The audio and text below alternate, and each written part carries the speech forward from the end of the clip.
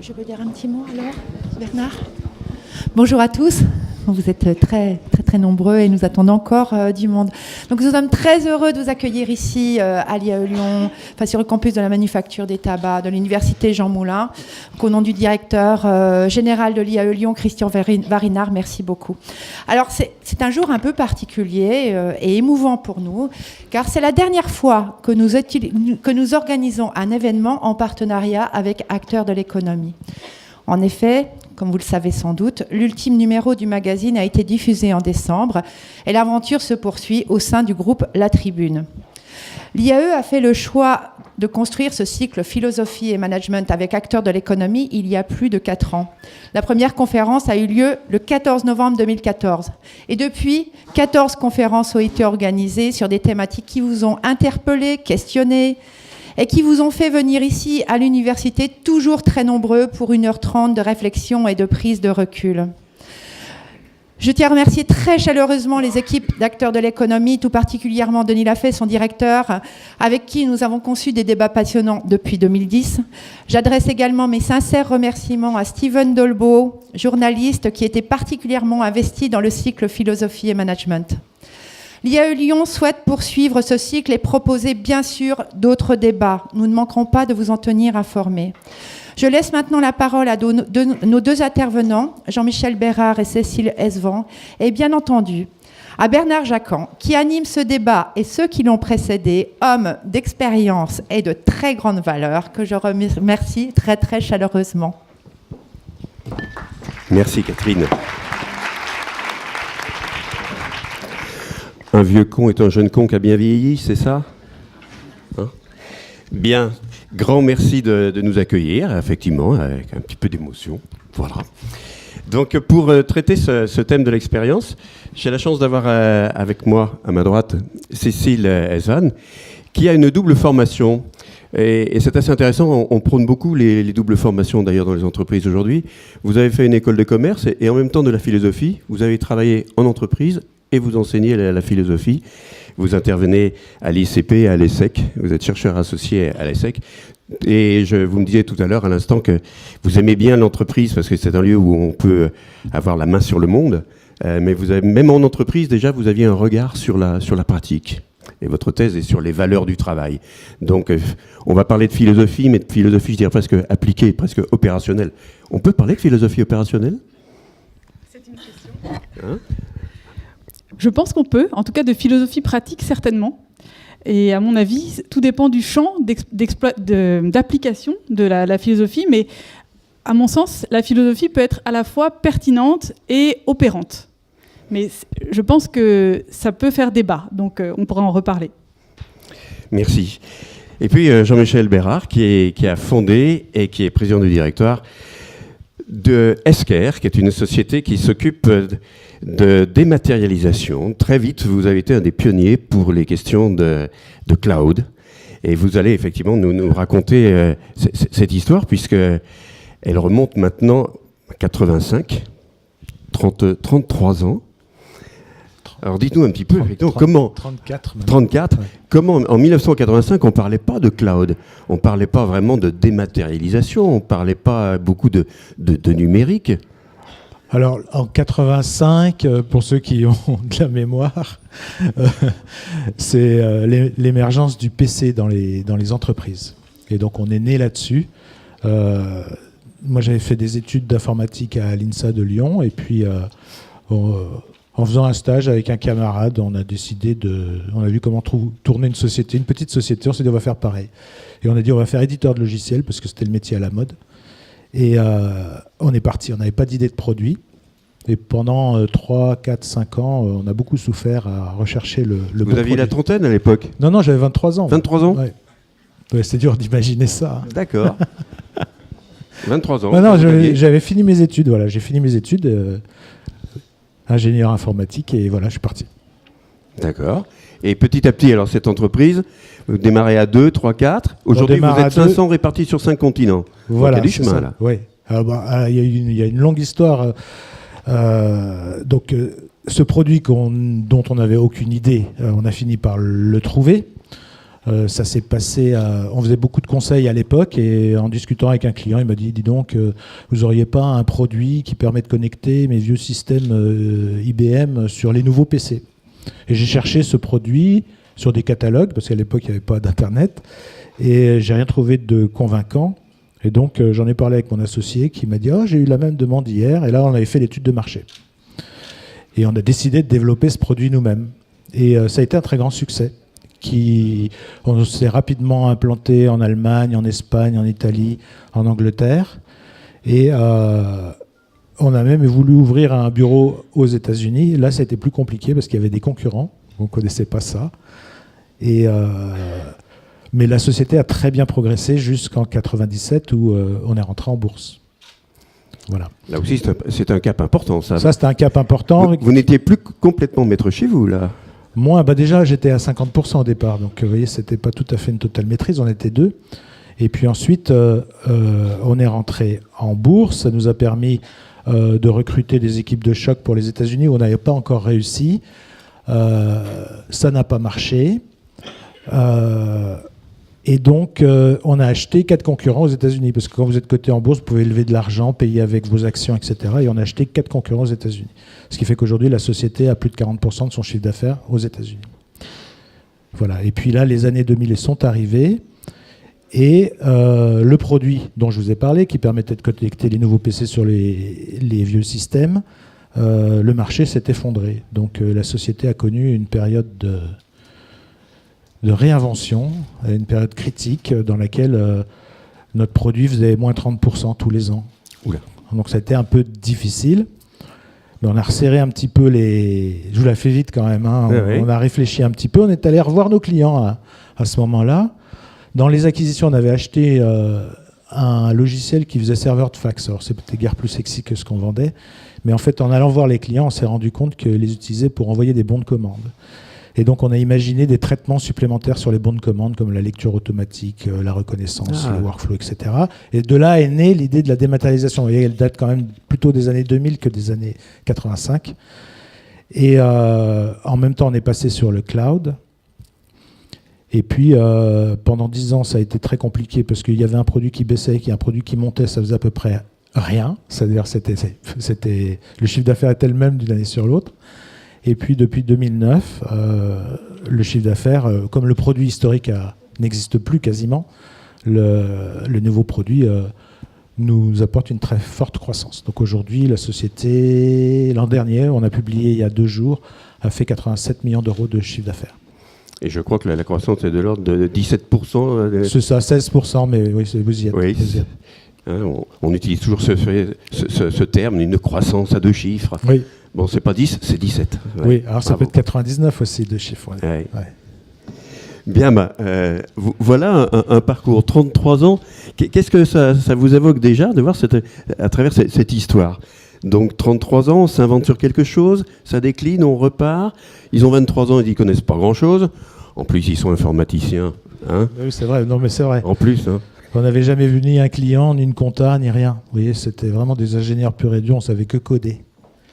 Coder, voilà. Et parler avec des clients, on a été bien obligés.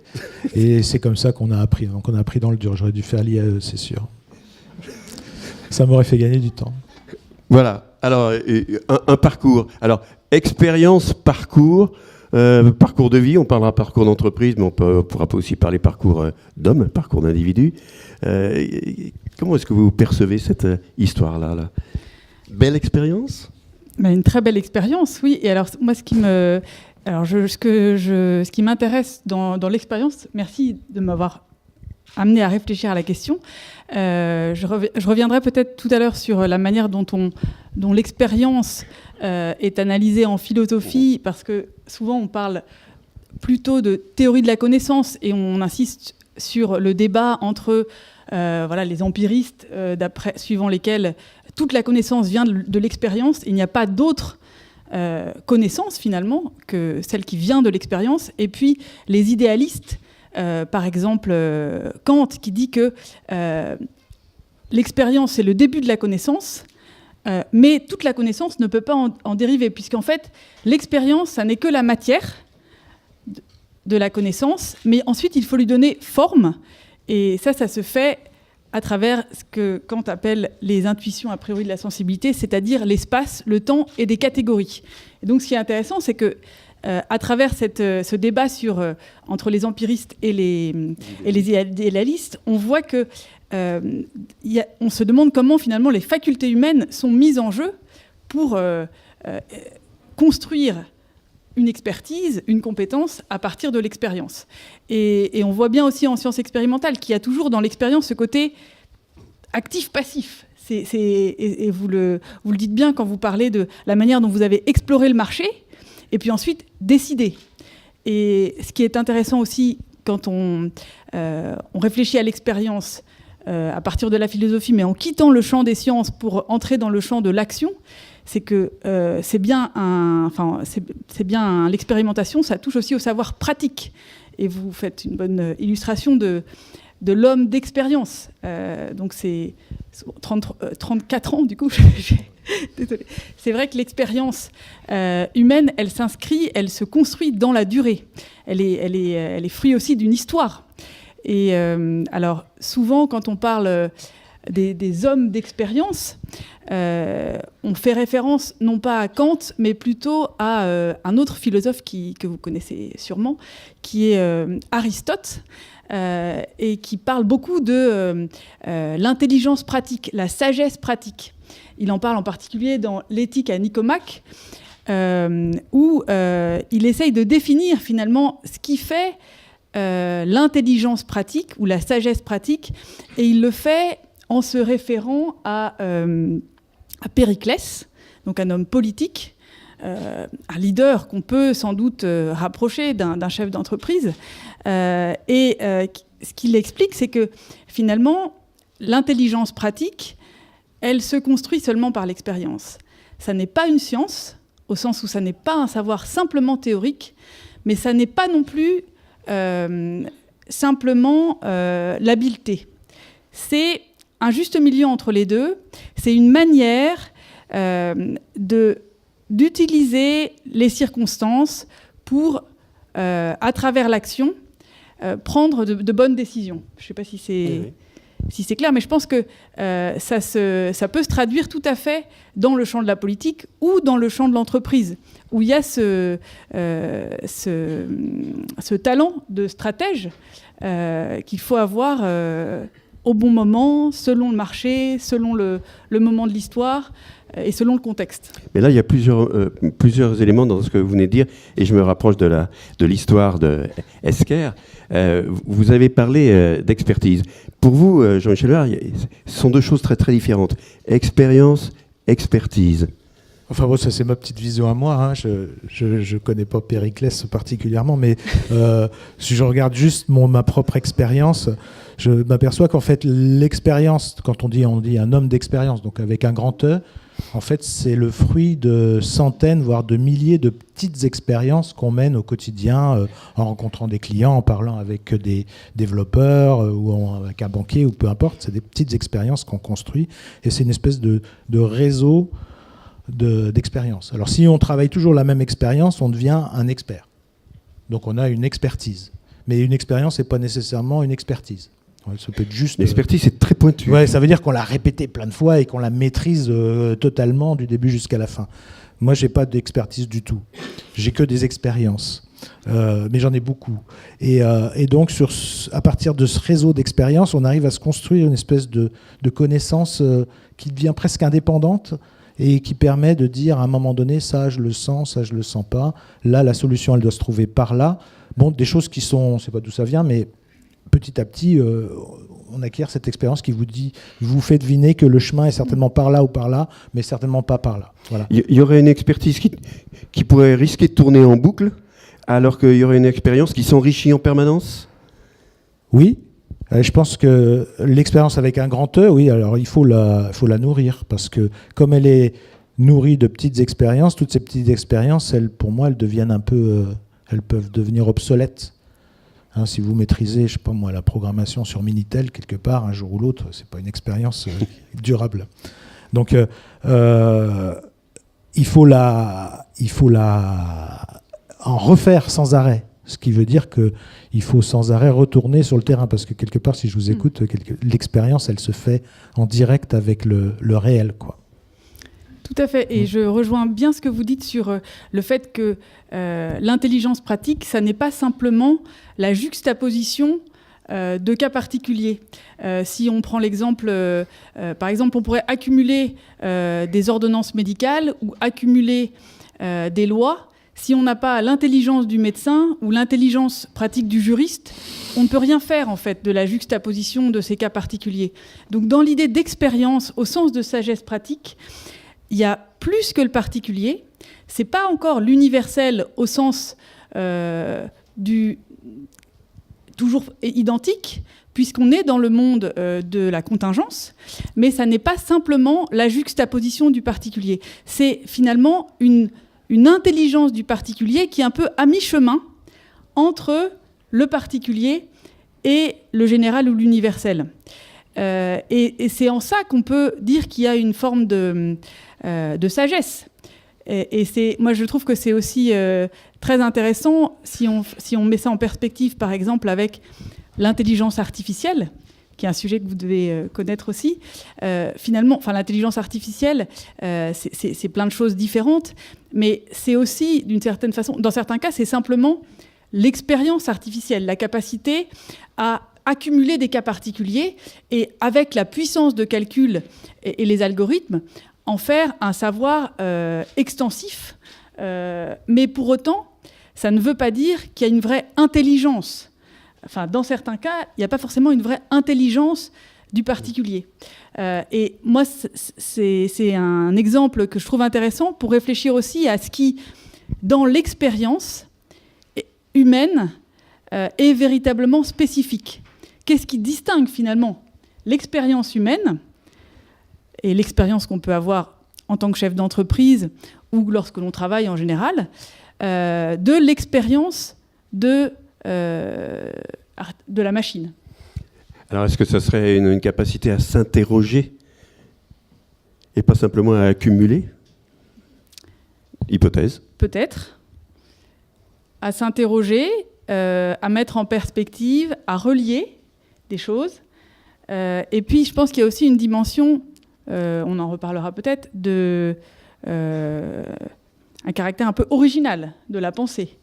Quand on pense souvent, quand on parle d'intelligence artificielle, en fait, on parle de machines qui ont été créées par des hommes et qui reproduisent des choses. Alors justement, je vous arrête. L'intelligence artificielle, je dirais presque que c'est une démarche, un procédé, une technique dont vous aspirez aujourd'hui, Esker. On en utilise, oui. Racontez-nous pour que ça illustre, qu'on voit concrètement de quoi il s'agit. On l'exploite. Alors nous, on fait beaucoup de dématérialisation de documents de gestion. Donc en l'occurrence, c'est des factures ou des bons de commande. Donc il y a un gros problème dans notre métier, c'est de savoir reconnaître le contenu des documents, parce que c'est bien souvent ou des PDF ou des scans, et donc c'est pas vraiment du texte qui est affiché.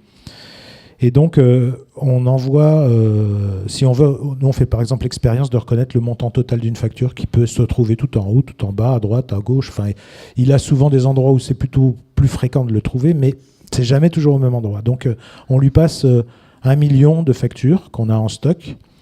Et au préalable, on l'a renseigné. On a dit c'est là que ça se trouve. Et donc, le réseau de neurones voit passer ces trucs-là, puis il équilibre ses poids dans son cerveau. En fait, alors il y a des millions de neurones qui s'équilibrent les uns les autres et puis qui règlent leurs synapses. Alors, c'est pas des neurones, hein, c'est des connexions. C'est des valeurs, c'est des valeurs numériques. Hein. C'est des connexions, mais c'est tout. Et quand on a passé 1 million, il a tout appris. Et on lui passe une facture qu'il n'a jamais vue, il dit le montant total est là. Voilà. C'est ça, l'intelligence artificielle, réseau de neurones appliqué chez nous, chez Esker. Voilà, on fait ça pour aider nos clients à reconnaître leurs factures. Ici, il y a un hors-piste. Ça arrive, il ne reconnaît pas toujours tout.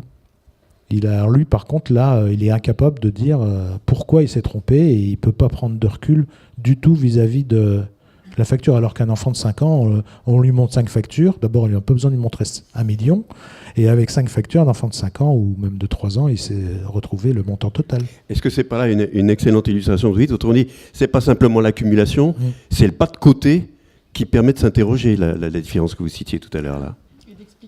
Et d'expliquer. Et d'expliquer.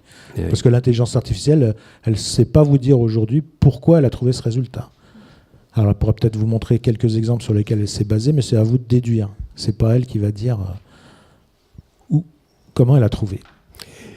Autrement dit, il y a cet aspect accumulation dans l'expérience, mais il y a aussi cette interrogation permanente. C'est faire et regardons se faire, hein, n'être que ce que l'on se fait, c'est donc cette interrogation.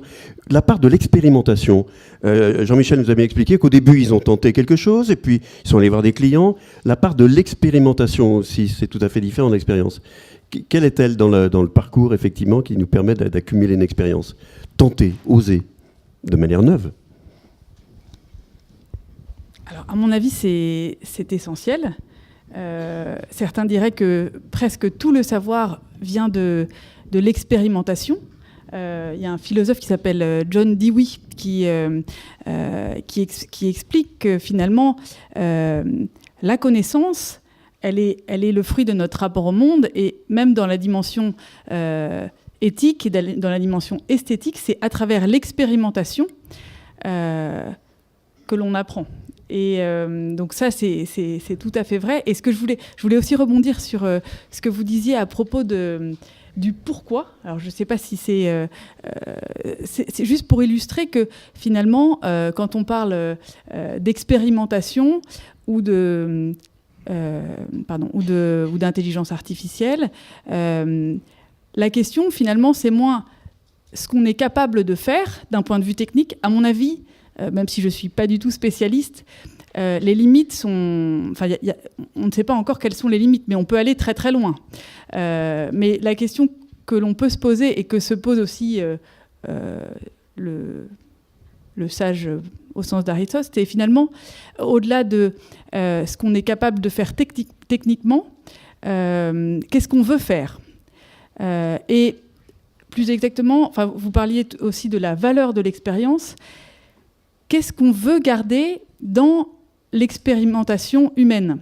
Et parce qu'aujourd'hui, on est déjà beaucoup dans l'expérimentation, l'expérience faite par la machine, on est dans les smartphones, dans les ordinateurs, dans l'intelligence artificielle, donc on peut pratiquement tout faire, mais est-ce que c'est vraiment ce que l'on veut?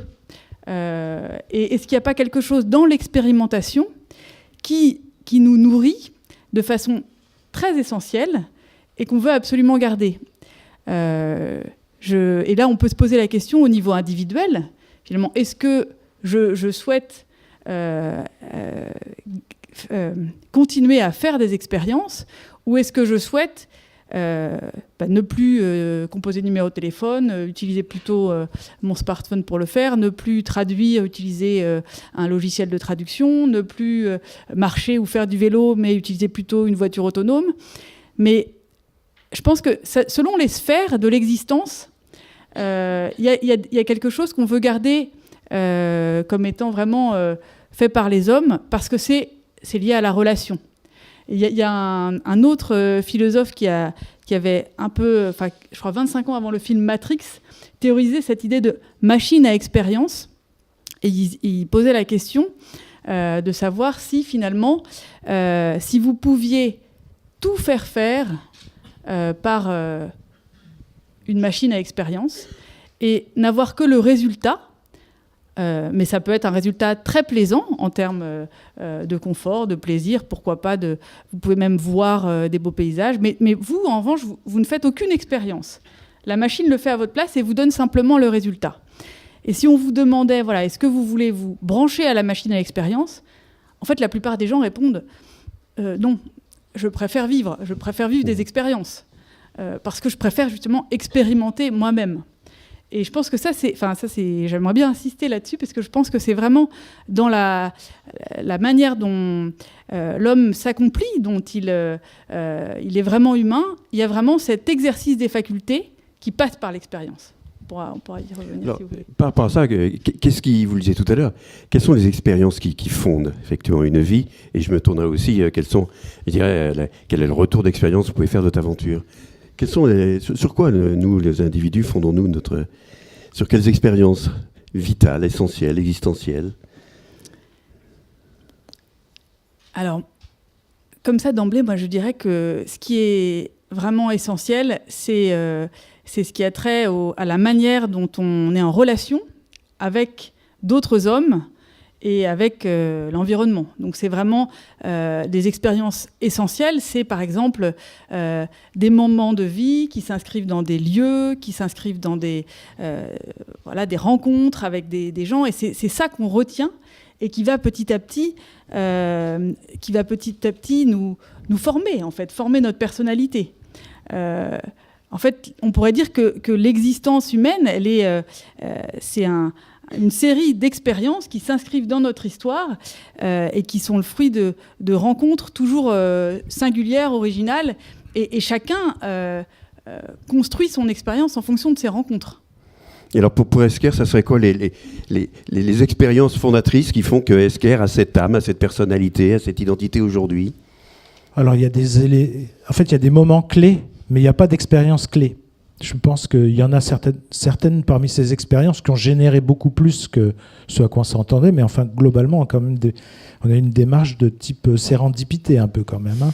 Vous voyez là, au début de la création d'Esker, on faisait du conseil, j'ai rencontré des centaines de clients, enfin peut-être pas des centaines mais des dizaines, et il ne s'est rien passé. Puis il y a ce client-là qui me dit comme ça, mais je lui posais même pas de questions, qui me dit vous auriez un logiciel qui connecte et tac, ça crée un business de 30 millions d'euros quelques années plus tard. Voyez, mais c'est arrivé par accident. On l'a pas suscité, on n'a pas fait d'études de marché, on n'a rien fait. Et pareil, ce serveur de fax qu'on se demandait comment on allait le vendre, parce qu'en fait notre problème c'était comment on va vendre ce serveur de fax. On pose la question au client qui dit moi je l'utilise pour recevoir des bons de commande, j'ai des opératrices qui font la saisie de ces bons de commande. C'est très fastidieux, vous auriez une solution. Et là, on imagine. Avec la technologie qu'on connaît, on imagine une solution. Pareil pour le cloud. Là, je vous donne les éléments clés qui ont fait le changement, mais en fait, quelque part, c'est arrivé un peu par hasard. Mais le cloud, j'avais utilisé un CRM qui était sur salesforce.com. Je me dis, tiens, c'est original. Et puis, j'ai réfléchi en me disant, est-ce que ça pourrait apporter quelque chose à nos clients? Et les clients, j'en parle avec un client qui me dit, oh là, mais c'est embêtant d'avoir le logiciel chez soi, la machine chez soi, etc. Moi, je ne sais pas gérer tout ça, je n'ai pas d'informaticien. Est-ce que vous n'avez pas une autre solution? Et je me suis dit, toc, j'ai relié cette histoire de cloud que j'avais vue chez Salesforce avec ce qu'on fait nous. Je dis, enfin, on pourrait le faire. Il y a un côté presque empirique. Ah oui, mais c'est totalement empirique. Hein. Moi, il n'y a pas d'intelligence plus que ça. Hein. C'est simplement... il y a un moment donné, vous avez une opportunité, vous discutez et vous dites, mais là, il y a peut-être un truc, on réfléchit un petit peu plus loin, comment ça pourrait être, on imagine, et puis on se dit, là, il y a peut-être quelque chose. Et en même temps, Jean-Michel, vous illustrez bien cet aspect, pas une expérience, mais une accumulation. Oui. De petites expériences. C'est pour ça que moi, au quotidien, j'essaye le plus souvent possible d'être en contact avec le réel.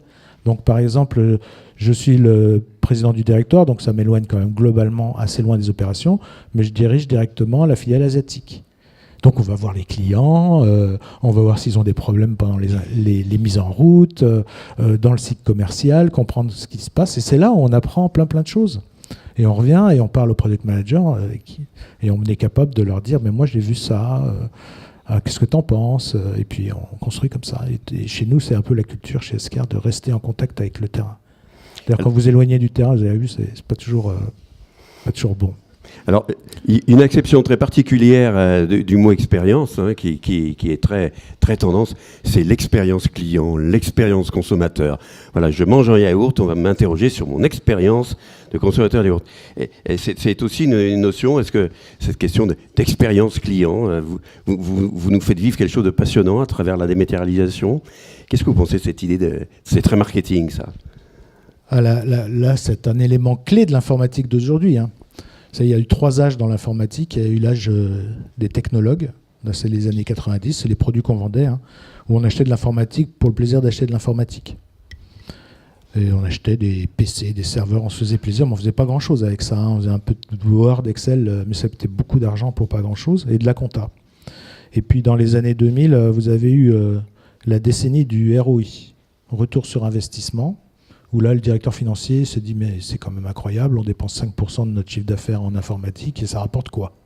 Je voudrais savoir si les projets rapportent de l'argent. » Et donc, on a commencé à voir apparaître des logiciels qui, effectivement, rendaient service à l'entreprise. Mais on s'est rendu compte aussi, à la fin des années 2010, que bien souvent, les logiciels étaient là, ils fonctionnaient, mais les utilisateurs n'en voulaient pas, parce que l'interface utilisateur était vraiment très compliquée, insupportable, trop, et surtout qu'en plus ils avaient droit à ils avaient à la maison des iPhones ou des accès sur Internet très très faciles. Donc là, on est rentré depuis 2010 dans l'âge de la UX, donc la partie usage et faire en sorte que l'utilisateur s'approprie l'outil et qu'il lui rende aussi à lui service, un certain plaisir, qu'il y trouve du plaisir à l'utiliser. Et donc aujourd'hui, un bon produit informatique, c'est celui qui rassemble les trois composantes. C'est une bonne technologie qui apporte un retour sur investissement et un utilisateur qui est satisfait de l'utiliser.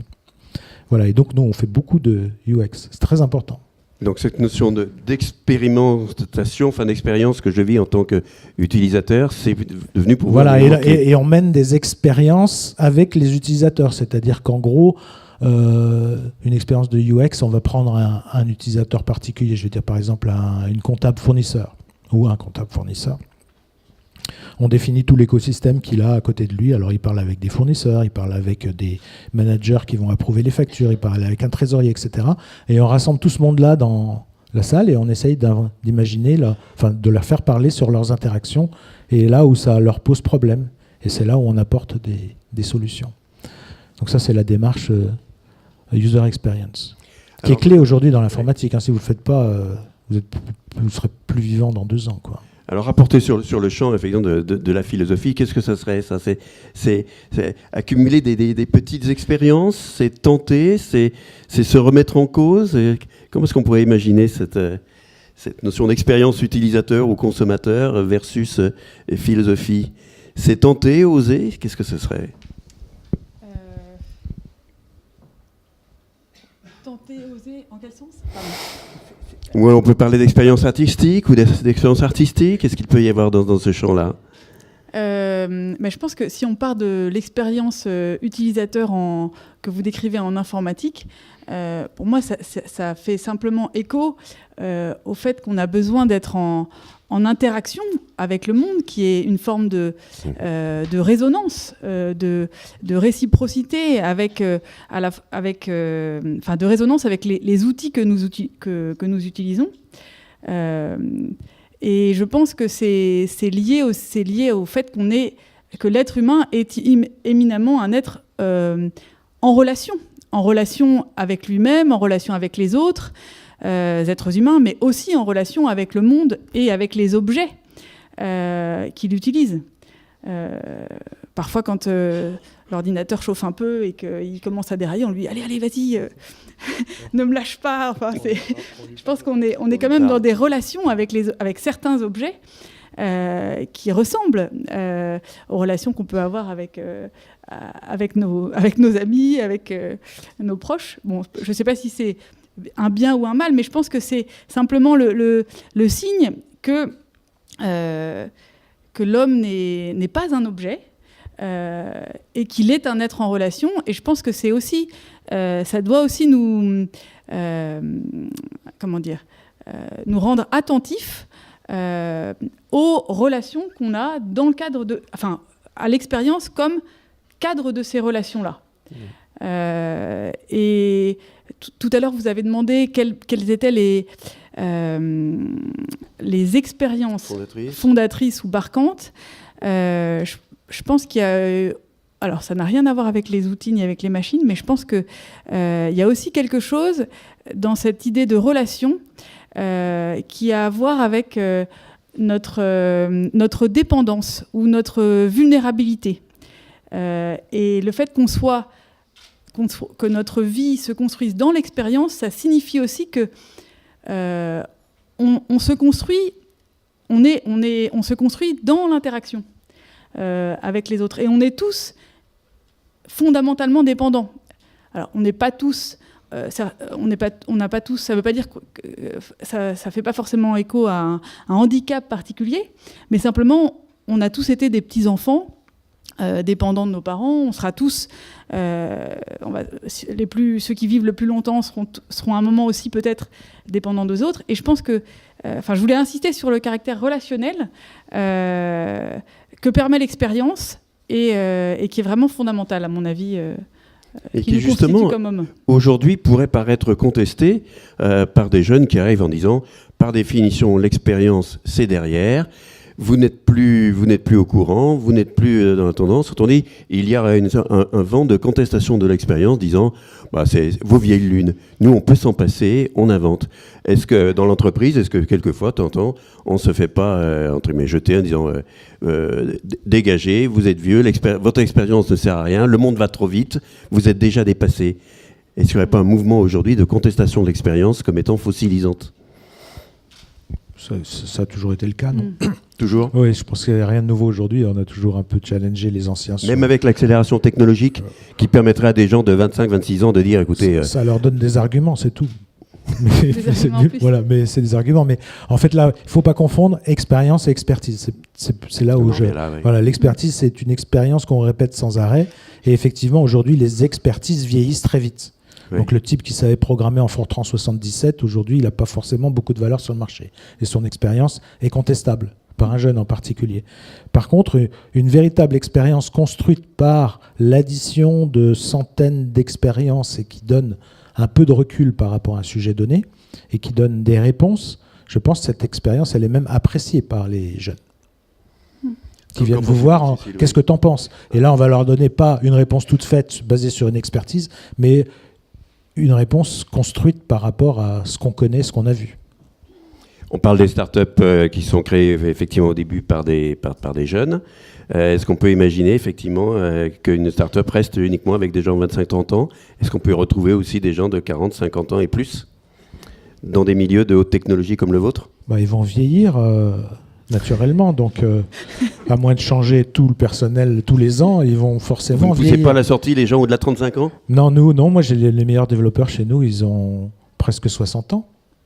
Ils sont développeurs depuis l'âge de 23 ans. Et c'est des gens à qui on peut confier des tâches. Alors on leur confie en général des missions complexes et ils les livrent sans aucun bug. C'est du code parfait. Donc on les apprécie pour ça. Par contre, ils sont peut-être pas hyper créatifs sur le côté interface utilisateur, compréhension du besoin client. Là, on va plutôt les chercher sur des expertises techniques. Comme le dit Jean-Michel, cette notion de le jeune qui contesterait l'expérience est vieux comme le monde ? Oui, je crois qu'on a juste peut-être changé un peu de rythme, comme vous le disiez, mais vous êtes plus savant que moi sur l'évolution et la vitesse d'évolution des technologies. Mais je rejoins bien ce que vous dites quand vous distinguez l'expertise et l'expérience et que vous dites que finalement, avoir une grande expérience, on peut avoir un peu de bouteille en entreprise et avoir une expérience qui a beaucoup de valeur. Parce que c'est la connaissance de l'évolution de la technique, mais c'est aussi la connaissance de l'histoire de l'entreprise, la connaissance des personnes. Quand vous voulez faire même un projet très innovant de transition dans une entreprise, très souvent, vous avez besoin de faire appel à certains experts ou à certaines personnes qui ont du réseau dans l'entreprise et qui seront capables de mobiliser les bonnes compétences et de le faire à la fois parce qu'elles savent où sont les compétences, mais aussi parce qu'elles ont des relations de qualité avec ces personnes et qu'elles sont capables de les embarquer. Ça n'a rien à voir avec l'expertise technique. En revanche, ça a à voir avec la connaissance des hommes et une certaine intelligence relationnelle. Est-ce que par moment, vous n'avez pas senti que l'expérience peut aussi être handicapante ? Autrement dit, qu'on a tellement d'expérience qu'on pense tout maîtriser. Est-ce qu'il n'y a pas un moment où il faut que l'expérience soit challengée, soit bousculée, soit aérée ? Comment est-ce que vous avez fait pour vous réinventer ? L'expérience, ça se maintient. C'est-à-dire, on ne peut pas dire ça y est, j'ai 40 ans, j'ai fait mon expérience et je vais vivre dessus comme une rente jusqu'à l'âge de la retraite. C'est pas possible. Ça se maintient. Donc, comment on la maintient ? En faisant des expériences, des petites expériences qui vont venir enrichir cette expérience globale. Donc, si on fait ce travail-là, globalement, je pense que l'expérience est plutôt positive pendant toute sa vie. Par contre, effectivement, l'expérience peut vous amener à négliger certaines solutions, je pense, de se dire, ça a toujours été par là, donc c'est par là, et en fait, pour de vrai, la solution, elle est là. Et ça, c'est À rester dans le cadre. Oui, ça peut vous obliger à rester dans le cadre que vous êtes construit vous-même, hein, qui est une petite prison en quelque sorte, et à toujours penser de la même manière. Donc là, j'ai pas de recette. Si je l'avais, je serais très content. Ou le recrutement, ou le développement personnel. Voilà, ou de recruter des jeunes là pour le coup, où le jeune va dire et si on regardait par là, et là on se dit il va se planter. Mais on va le laisser faire. Et finalement, il revient avec un truc étonnant. Et là, ça vous réouvre votre expérience. D'ailleurs, pour le coup, vous dites, là, j'ai bien compris. Donc, j'avais un petit bug dans mon expérience. Il me manquait quelque chose. Dans la gestion de la crise des Gilets jaunes, on a beaucoup dit que Macron payait sa jeunesse, son manque d'expérience, d'être entouré que de jeunes. Ça m'amène à la question de qu'est-ce que l'homme d'expérience ? Vous pouvez me dire ça, sous l'angle philosophique, la sagesse. Qu'est-ce que l'homme d'expérience alors ? Ou la femme d'expérience ? Alors moi j'ai à peu près le même âge que le président de la République, donc je ne suis pas encore une femme d'expérience, peut-être aussi assez expérimentée pour avoir un discours normatif sur cette question-là, mais je pense que... En fait, si je reviens à la manière dont Aristote définit la sagesse pratique, ça a à voir à la fois avec ce qu'on a dit tout à l'heure autour de finalement la bonne connaissance du contexte et la capacité à déterminer ce qu'il faut faire ou le bon chemin. Et donc ça a bien à voir avec la question des finalités. Et ça, je pense que c'est vraiment le fruit d'un parcours de vie qui permet de savoir comment fixer les objectifs, de discerner quelle est finalement... de reconnaître qu'on est quand même dans un monde qui est contingent, où il y a beaucoup d'indétermination. On est à une époque où on vit en plus une période de transition très forte et de crise à la fois au niveau social, au niveau environnemental. Donc c'est vraiment une période où tout est en train de se redessiner et on ne sait pas où on va. Donc pour moi, l'homme d'expérience, c'est celui qui est capable de discerner les fins qui sont bonnes. Je dirais ça. Dans quelle direction est-ce qu'il faut qu'on aille pour aller vers la vie bonne ? Et la vie bonne, il y a aussi une dimension politique. Et ça, je pense que c'est, à mon sens, c'est pas seulement l'apanage de l'homme politique, c'est aussi c'est aussi une responsabilité des chefs d'entreprise. Donc je serais heureuse aussi d'avoir un écho de votre conception de cette question-là. Finalement, comment est-ce que un chef d'entreprise sur le marché sur lequel il se positionne, quel est son rapport finalement avec cette idée d'objectifs fixés au-delà de ce qu'on cherche à faire pour assurer la pérennité de l'entreprise et sa croissance ? Comment est-ce qu'on dirige des entreprises pour orienter leur stratégie vers quelque chose qui contribue à la vie bonne ? Ça, c'est un sujet. C'est un vrai sujet. C'est le sujet de la vision. Oui. C'est la vision de la vision et qui est quelque part essentielle parce que dans une entreprise, vous ne pouvez pas mener des gens et motiver des gens sans leur dire où on va. Il faut leur donner une perspective, etc. Donc en général, nous c'est assez terre à terre. Hein. On fait pas c'est pas des visions pour l'humanité, c'est des visions pour nos clients. Donc c'est beaucoup plus restreint, mais globalement, nous on souhaite. Il y a dans notre aspect de la vision, on va rendre la vie des gens dans des services administratifs et financiers, on va leur rendre la vie plus agréable. ils n'auront plus ces tâches fastidieuses à réaliser, ils vont pouvoir se concentrer sur d'autres missions, comme par exemple parler aux clients, parler aux fournisseurs, négocier, récupérer des avoirs ou réparer des erreurs, plutôt que de regarder leur écran et de taper de l'information. Donc on donne ce type de vision, et d'ailleurs c'est pour nous aussi, hein, c'est pour tout le monde. C'est la vision. Alors après, je ne sais pas comment on l'obtient, ça vous devriez faire une autre session sur la vision. Je réfléchirai avant comme ça. Mais c'est un gros sujet, c'est un très gros sujet. Quelle a été la part de l'échec, entre guillemets, dans vos réussites ? 49, 51. 51% de réussite, 49% d'échec. L'essentiel, c'est d'avoir un solde positif. Mais des échecs, on en a, et c'est presque nécessaire. C'est comme ça qu'on. Ils vous ont beaucoup appris ? Ah oui, on apprend de ces échecs, oui. Moi, je vais vous en expliquer un, par exemple. Les États-Unis, ça ne marchait pas. Un de nos actionnaires nous dit vous devriez recruter des gens bien câblés, des gens très puissants. Donc, on recrute 2 premiers de la classe, une fille qui avait fait le MIT et qui était directeur de la R&D chez un opérateur téléphonique, un équipementier, et puis un autre qui sortait du Boston Consulting Group, un gars, la bouteille, tout. Et eux ont analysé le marché, et après 6 mois, 1 an, il coûtait très très cher, hein, ils sont revenus en disant il n'y a rien à faire pour votre marché, il est saturé. Voilà. Et ce que vous devriez faire, c'est des fusions-acquisitions, ce qu'on a fait. Mais globalement, j'étais très déçu. Et là, j'ai appris quelque chose d'un échec, c'est qu'il y a 2 types de collaborateurs. Vous avez ce qu'on appelle les bêtes de zoo, c'est-à-dire qui ont le pelage soyeux, qui sont magnifiques, qui ont une truffe humide, des muscles superbes, mais ils n'ont qu'un défaut, c'est qu'ils ne savent pas se nourrir eux-mêmes. Et que parfois, on a besoin aussi de mettre des animaux de la jungle. Voilà. C'est une petite histoire, mais c'est voilà, ce qu'on apprend d'un échec. Voilà. Parce que là, ça coûte très cher pour pas grand-chose, en fait. Donc vous ne l'avez pas fait 2 fois ?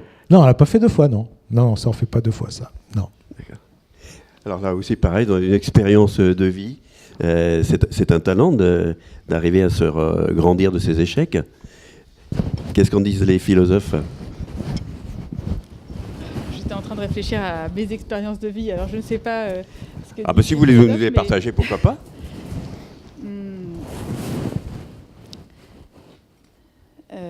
Excusez-moi, je l'échec. réfléchis juste Oui. une minute.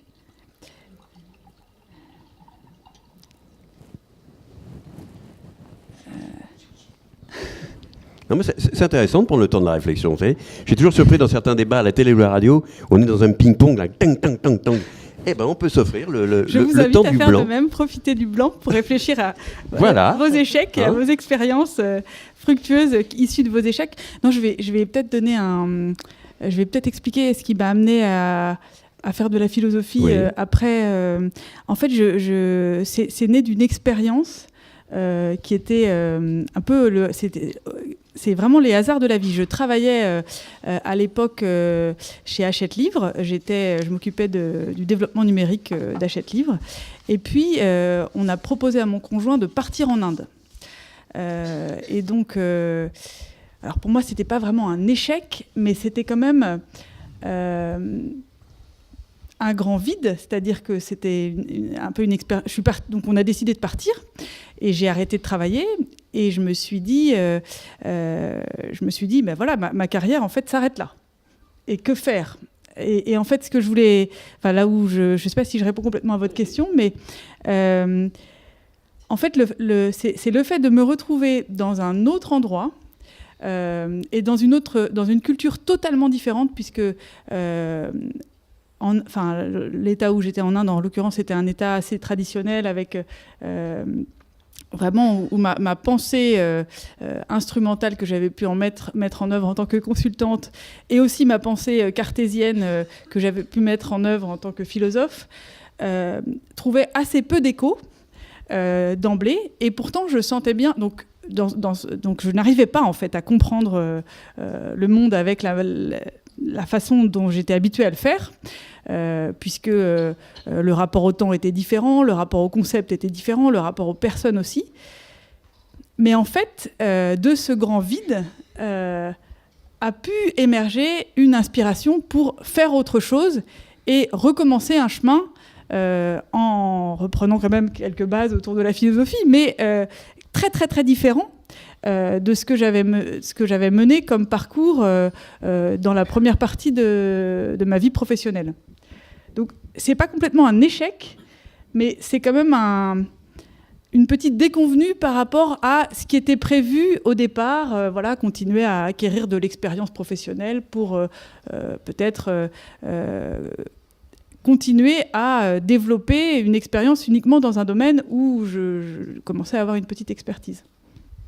Merci, effectivement, Mais de cette illustration. Je continue à chercher pour trouver un autre exemple, peut-être. Mais on y viendra. Moi, je vous propose de poursuivre avec nous à travers vos illustrations, vos commentaires ou vos questions, en vous manifestant bien, parce que nous sommes totalement éblouis par les projecteurs, nous voyons pas très bien la salle.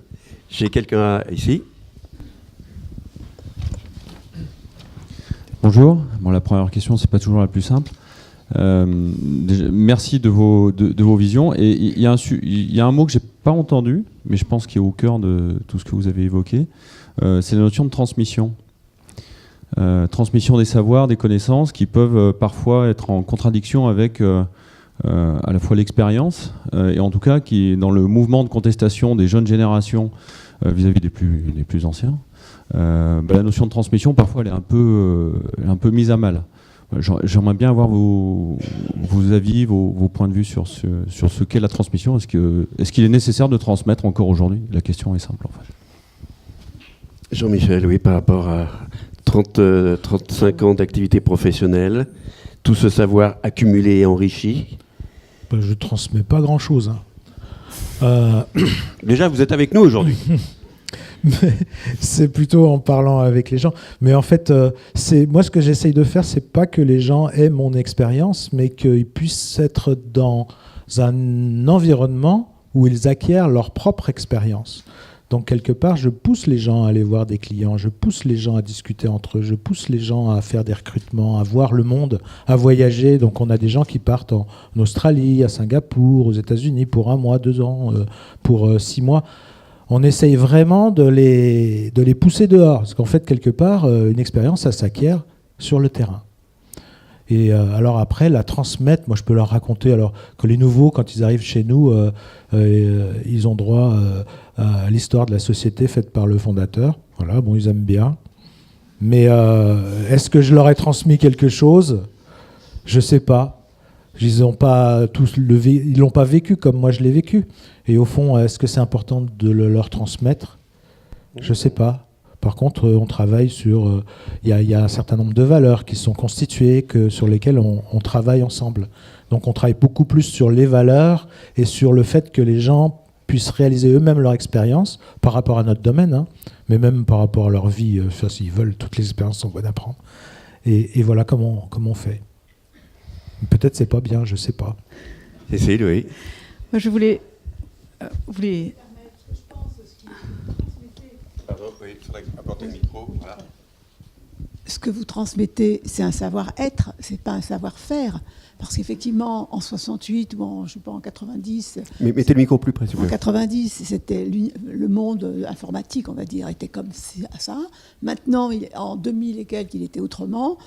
Maintenant, il est encore autrement et dans 5 ans, il sera peut-être autrement. Vous vous êtes adapté. On n'a pas parlé d'adaptabilité. Ce que chacun d'entre vous a fait, vous, madame, parce que vous avez dû partir. Vous avez choisi de suivre votre mari. Vous êtes adapté. Je pense que l'histoire de l'humanité depuis très longtemps, c'est ceux qui s'adaptent survivent, si on peut dire. Ceux qui ne s'adaptent pas... survivent pas. Donc ce qu'on se transmet, c'est un savoir-être plus qu'un savoir-faire, parce qu'effectivement, les savoir-faire, ils évoluent, les techniques évoluent, mais les savoir-être et la philosophie, si je peux me permettre, peut-être, je ne suis pas philosophe, hein, mais la philosophie, que ce soit les Grecs, les Romains, après on a chacun a son école, ses préférences ou pas, c'est des savoir-être, c'est plus que des savoir-faire. Alors, est-ce seulement effectivement ça, Cécile? Alors, socle de valeurs pour Jean-Michel, les transmission un socle de valeurs. Par rapport à cette question de la transmission et compte tenu de cet apport. Oui, alors moi, je voulais aussi insister sur le fait qu'on a effectivement beaucoup parlé d'expérience, et c'est peut-être pour ça qu'on n'a pas tellement parlé de transmission, parce que, alors, je fais référence à Aristote, mais justement qui se demandait, enfin qui expliquait que l'expérience ne se transmettait pas, puisque Périclès n'avait pas transmis sa sagesse pratique à ses enfants. Et c'était un dilemme. Mais en revanche, ça ne veut pas dire que rien ne se transmet. Et il y a la question du savoir-être, mais il y a aussi la question de la connaissance. Et je pense que... tout à l'heure, j'évoquais la distinction qui était faite entre les empiristes et les idéalistes, et ce que dit Kant sur la matière et la forme de la connaissance. Mais la forme de la connaissance, le concept qui permet de mettre en forme la connaissance, il peut se transmettre, il peut s'expliquer. Et ça peut porter aussi sur des sujets qui sont qui sont assez... qui portent sur le monde. Si vous voulez comprendre la transition climatique, il faut qu'on vous l'explique. Et je pense que... c'est pas du tout pour renier la place du savoir-être, mais je pense qu'il y a aussi des connaissances. Et à mon avis, il y a les deux. Et parmi les philosophes, il y a certains philosophes qui vont construire des concepts et les transmettre, et puis d'autres qui vont se révéler à travers une manière de vivre et un savoir-être. Les deux sont vrais. Mais je pense que la question des connaissances n'est pas du tout à négliger. Alors, je rebondis, je vous remercie beaucoup, puisqu'effectivement c'était un élément qu'on avait aussi à l'esprit. Pour illustrer ce que vous dites, on pourrait imaginer que beaucoup de jeunes, d'étudiants disent « mais ça ne sert plus à rien d'apprendre, puisque de toute façon, on a Internet et qu'en cliquant, on a immédiatement ». Est-ce que c'est la même connaissance, celle qui est immédiatement accessible, par rapport à celle qu'on a emmagasinée, mûrie et expérimentée? Parce qu'effectivement, on pourrait dire « plus besoin de transmettre ».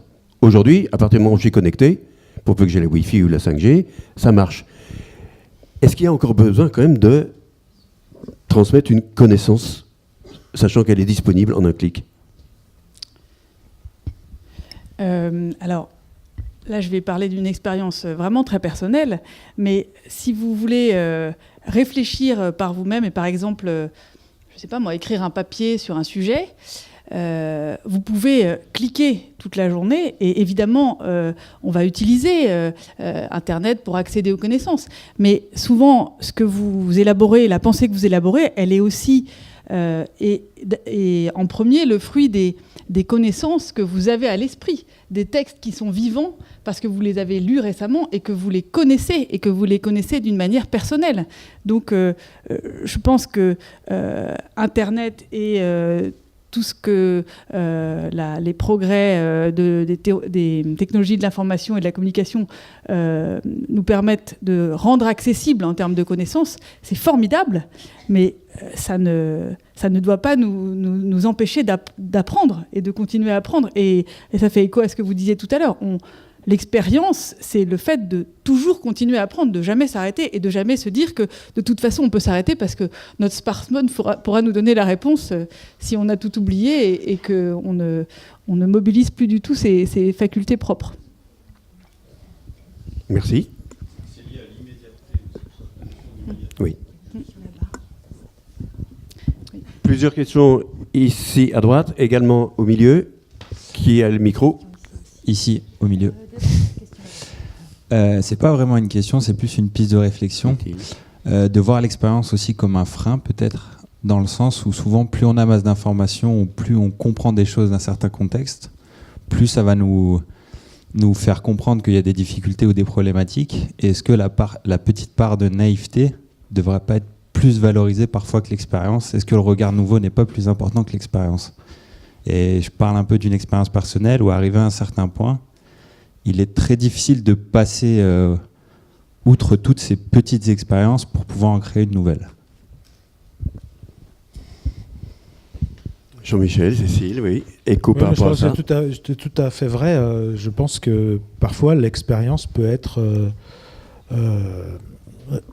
vous restreindre dans vos choix et peut vous contraindre. Et peut-être que dans une bonne vie, il faut savoir construire son expérience, mais parfois il faut faire des trucs qui n'ont rien à voir, prendre des risques et faire des trucs qu'on ne ferait pas. Voilà. Ou peut-être recruter des jeunes qui vont voir les choses d'une manière différente. Je pense qu'il faut toutes les générations dans une entreprise, c'est important. Parce que effectivement, ne pas savoir permet de tenter et d'oser. N'ayant pas d'expérience... Oui, sûrement. Je vais citer encore un philosophe, Jean Kelevitch, qui disait que philosopher, c'était regarder le monde comme si rien n'allait de soi. Alors je ne sais pas si c'est peut-être pas la citation exacte, mais je pense qu'il y a vraiment, mais dans la philosophie et puis dans le rapport au monde en général, il faut cultiver la curiosité et effectivement prendre des risques pour continuer à apprendre. On poursuit, je crois qu'il y a plusieurs d'entre vous ici. Oui, bonjour. On a parlé, la thématique, c'est la valeur de l'expérience. Et moi, du coup, je me demande qu'est-ce que c'est, pour vous, une expérience riche. Et là-dessus, je rejoins aussi ce qui a été dit sur la distinction qu'on peut faire entre l'être et le faire, parce que l'expérience est beaucoup présentée ici comme du faire. Et est-ce qu'on peut avoir une expérience, finalement, qui n'est pas si riche que ça ? Alors, quel sens on met à ce terme-là ? Mais par l'être, je veux dire, est-ce que l'expérience riche est une expérience de faire beaucoup, ou est-ce que c'est autre chose ? Alors, valeur de l'expérience, effectivement, et faire ou être.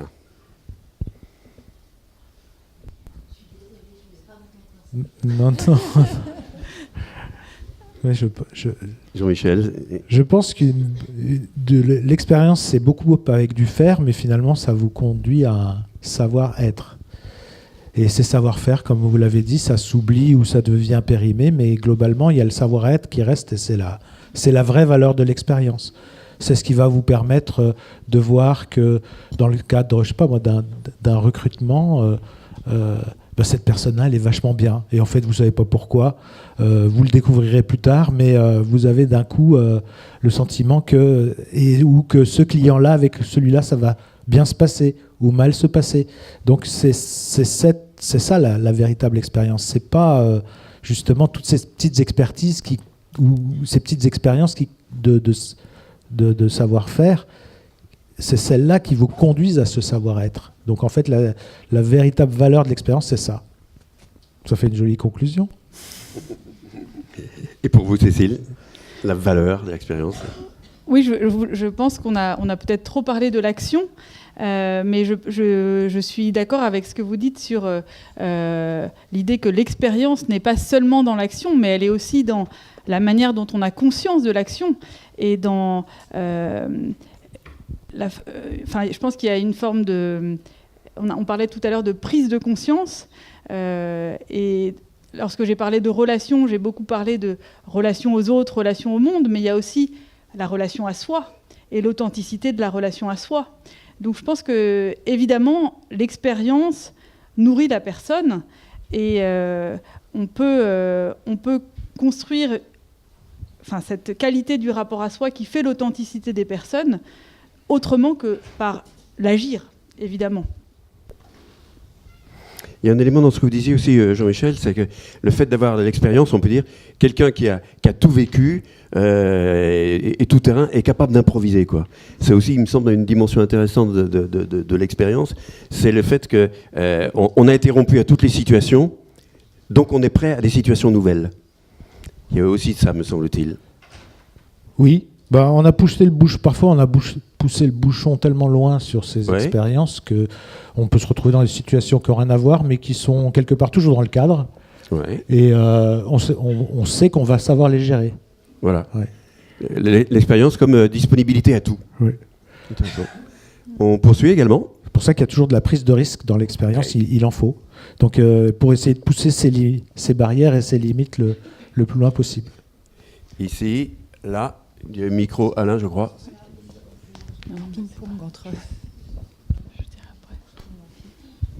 Oui, il me semble que l'expérience, c'est un gage de crédibilité. Crédibilité par rapport aux financiers, crédibilité par rapport aux clients. Et moi, dans un autre contexte, je m'en suis rendu compte en étant enseignant. Et un jour, des étudiants m'ont dit vous le tirez d'où ce que vous nous enseignez? De vos bouquins? Et donc j'ai demandé 2 ans pour aller en entreprise et vivre et pouvoir parler avec l'expérience que j'avais acquise. Parce que la valeur livresque était contestée. Oui. Merci. Je crois également ici. Une question par rapport au vécu de l'entreprise qui a grandi. Par rapport à vos collaborateurs, vous faites vivre, vous laissez, quel degré de liberté vous laissez à ces expériences qui peuvent être une prise de risque? On a abordé un petit peu le sujet. Et on peut parler aussi de l'agilité par l'expérience. Et comment vous avez, aujourd'hui, vous avez bien grandi, et quel degré vous laissez à cette agilité? Moi, j'ai ma propre expérience, c'est que j'ai travaillé dans une grande entreprise pendant une 20aine d'années, et aujourd'hui, je travaille avec une start-up. Donc, je trouve qu'il y a une sacrée différence sur le degré d'autonomie par l'expérience et l'agilité. Alors, l'agilité chez nous, c'est au cœur du management. C'est la manière qu'on a trouvée la plus adaptée pour gérer des populations de jeunes ingénieurs. Mais en fait, jeunes ou vieux, ça marche aussi. L'idée derrière, c'est de ne pas expliquer aux gens comment ils doivent faire les choses, mais plutôt de leur dire ce qu'on veut obtenir. Et c'est à eux de se débrouiller pour produire le résultat. Alors évidemment, on ne leur donne pas la vision totale de l'entreprise en leur disant « débrouillez-vous, je voudrais que tous mes utilisateurs soient heureux ». Non, mais on leur dit, on va leur dire, voilà, on aimerait bien que dans le produit, ils fassent ça, ça et ça.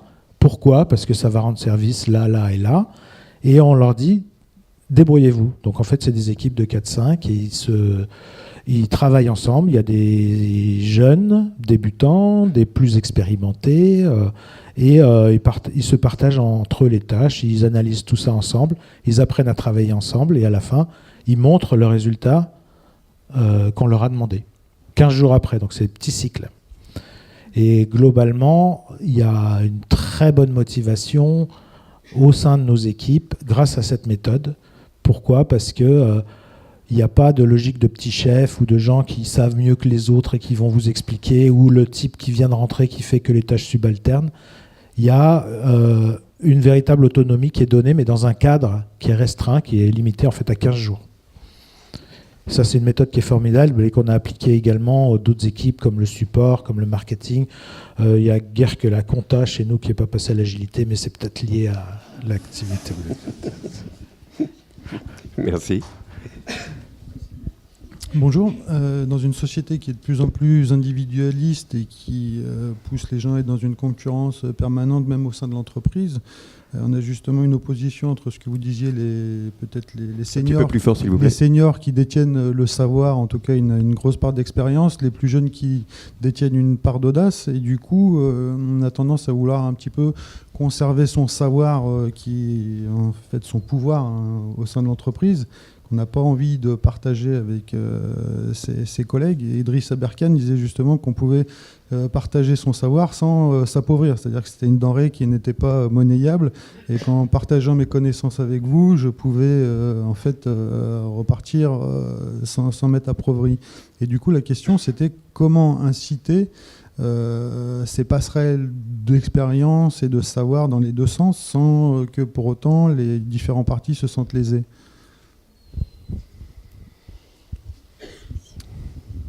Qu'en pensez-vous? Oui. Est-ce que transmettre, c'est perdre? Se partager, se perdre?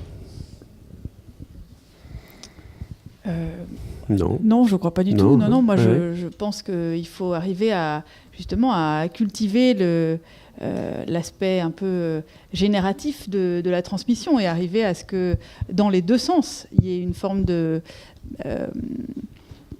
transmission qui permette aussi de créer davantage de valeur ou de produire davantage de fruits, justement parce qu'on est pas juste dans une optique fermée, mais une optique ouverte où, en échangeant des savoirs, on va construire autre chose. Mais je pense qu'en entreprise, mais là c'est peut-être à Jean-Michel de donner son point de vue et peut-être les bonnes pratiques mises en place.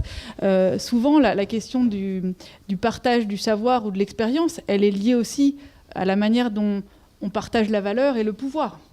Donc c'est comment mettre en place finalement des manières de coopérer, de travailler ensemble, qui soient soutenues finalement par une gouvernance de l'entreprise, où il y a aussi un partage de la valeur et du pouvoir qui fasse que chacun ait sa place et puisse s'accomplir dans son travail.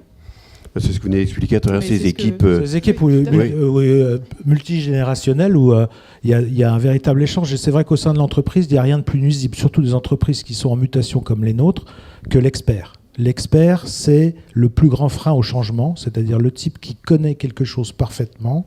Et c'est celui qui, finalement, il vit d'un problème de la société. Il vit du fait qu'il y a des pannes dans le réseau ou qu'il y a des pannes dans le logiciel à cet endroit-là. C'est sa raison d'être. Et en fait, il n'y a aucune raison que ça change, puisque quelque part, si on règle ce problème, il va perdre tout intérêt pour l'entreprise. Donc on évite absolument ce syndrome de l'expertise, parce que une société où il n'y aurait que des experts, c'est une société qui ne pourrait plus bouger. Et c'est quelque part très malsain de considérer que c'est parce qu'on sait quelque chose qu'on a du pouvoir. Cette valeur, c'est pas la vraie valeur, c'est pas dans un savoir-faire, c'est dans un savoir-être. Voilà. Merci, oui. Bien. Eh bien, je pense que nous arrivons petit à petit. Madame, encore une question au milieu. Et je crois que ce sera notre dernière. Non, en fait, je voulais juste reboucler sur la première question qui était celle de la transmission. Est-ce que finalement, en vous entendant et en entendant tout ce qu'on vient de se dire, la vraie transmission, c'est pas, en entreprise en l'occurrence, créer les conditions favoriser l'expérience au sein de ses collaborateurs par le management, justement, pour permettre à chaque collaborateur de vivre une expérience et d'être bien dans son entreprise par l'expérimentation de ces expériences. Pour moi, c'est ça la transmission, d'après ce que j'entends. Non, mais attendez. Oui, c'est exactement ce que j'ai dit. Il faut créer les conditions. Il faut créer les conditions pour que les gens créent leur propre expérience, puisqu'une expérience, je ne pense pas qu'elle soit transmissible. Par contre, si on leur donne la possibilité de réaliser des expériences, d'acquérir des nouveaux savoir-faire et d'avoir un savoir-être et de fréquenter beaucoup de gens, c'est comme ça qu'ils feront leur propre expérience et qui contribueront à leur tour. Merci. Alors, et vous, Cécile? Je vais juste conclure en disant peut-être que je ne veux pas du tout remettre en question les vertus de l'expérience et de l'expérimentation, mais encore une fois, je pense que c'est quand même important de voir à quoi sert l'expérience, pourquoi on l'a fait, quelle est la fin finalement que l'on vise à travers l'expérience, de façon à distinguer une bonne expérience de n'importe quelle expérience. Mais ça doit vous sembler totalement évident, mais je pense que c'est quand même important. Toute expérience n'est pas bonne a priori. Il faut quand même que ce soit aussi soutenu, et c'est quelque chose qu'on peut transmettre, à mon avis, par des valeurs, et des valeurs qui soient communes, parce que justement, on a, dans l'entreprise, eu les conditions pour travailler ensemble et construire un commun. Et pas seulement travailler par pôle d'expertise qui n'ont finalement pas grand-chose à partager entre eux. Voilà. Je vous remercie vivement, l'une et l'autre, de cet échange. Merci. Et à vous tous.